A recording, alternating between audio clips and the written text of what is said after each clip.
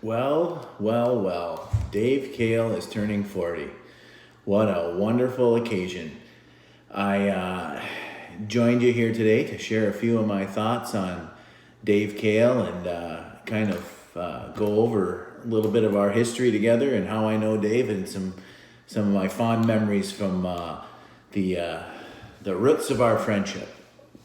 I'm pretty sure that we went to preschool together. I cannot confirm that, but I do have some memories of that sweet blonde mullet running around my daycare at, I think it was at Hope Lutheran up in North Fargo, but nonetheless, one of my earliest memories of Dave is similar to, I think, most of the children of the Fargo, Moorhead, surrounding areas, was when he popped onto the scene in the 80s with his Better Letters book. We all know that, pretty much the two major successful business ventures of the 1980s were Lee Iacocca reviving the Chrysler Corporation and Dave Kahl and his Better Letters book. There was nary a kid in town whose mom wasn't rubbing in the fact that young Dave Kahl was running around in a three-piece suit, made his first million while we were still rushing off to hit crab apples in the backyard with a tennis racket. So it was hard not to be aware of Dave, and he had quite the story behind him even in those days. So the next thing that comes to mind would be around 7th grade.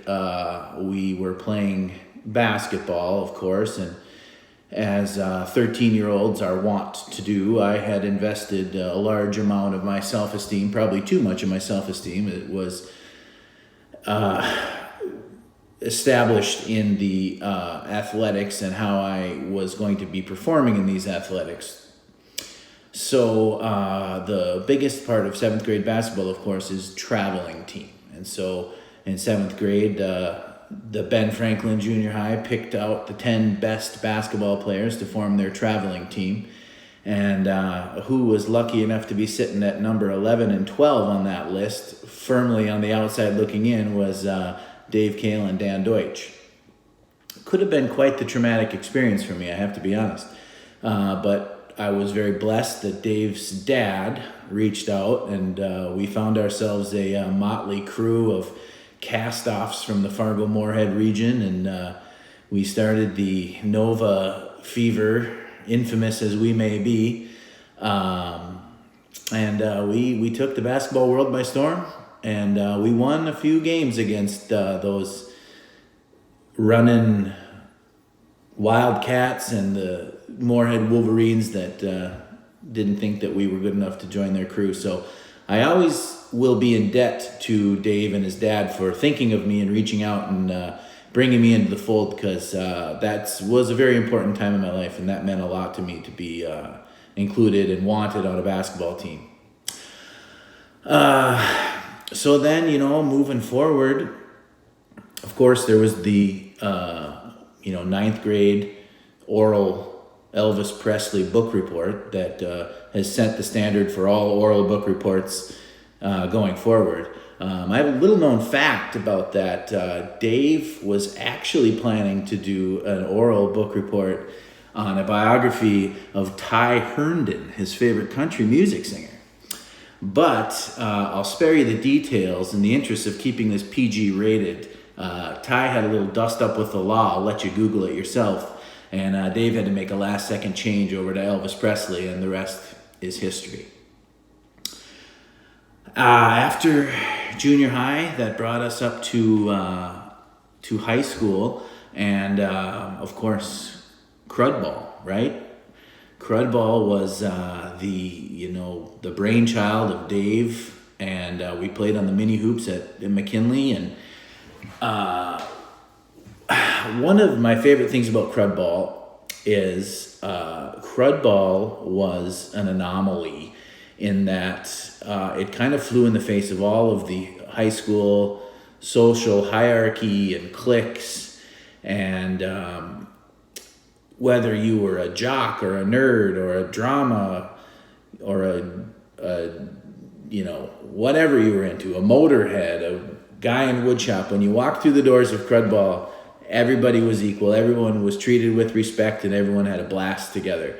And that was a nice respite sometimes from the drama and the day-to-days that went with high school and trying to fit in and trying to stay one step ahead of the Joneses. And Crud Ball was just that respite where we could all just have a blast and have fun and crush room temperature Mountain Dew afterwards. If we could ever get Dave Sr. to convert all those old VHS tapes to digital, we'd all be rich people. So so those are some of my favorite stories about Dave. Dave, congratulations, happy birthday. Now that you have made it in the world, and you're married and you have children and you have this wonderful career, I have seen you're getting published left and right, and you're writing about pedagogy and hegemony and neoliberalism, libertarianism, and liberalism. And I have a few of your earlier works that are some of my favorites. I have reached back into this esteemed peer review journal known as the Journal of Ben Franklin. He's an elder statesman. I'm sure you're aware of him. So this is an excerpt from one of the volumes in the year 1995. Let's see, here it is. It says, Dan, I want you to start going like this. The ref won't see it. Strum my hest. Do you have any croissants? That is, if you don't mind, what have you? So that's one of his earlier works. That's one of my favorites.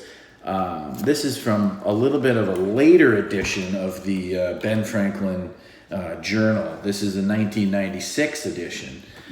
We see the entry up here. It says, "Good night, sweet Greece.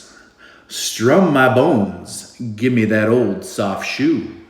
And a bottle of rum. Everybody loves Mark Miller. Strum, scrum, lum, flum. Mezahesh." Signed DKTV, which is a pseudonym that Dave used before he was the famous professor that he is today. So, Dave, congratulations on hitting 40 years old.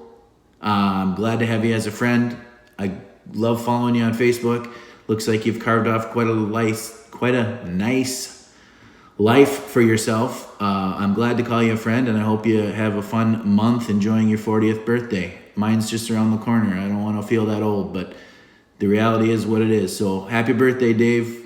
Hope you have a fun 40th birthday.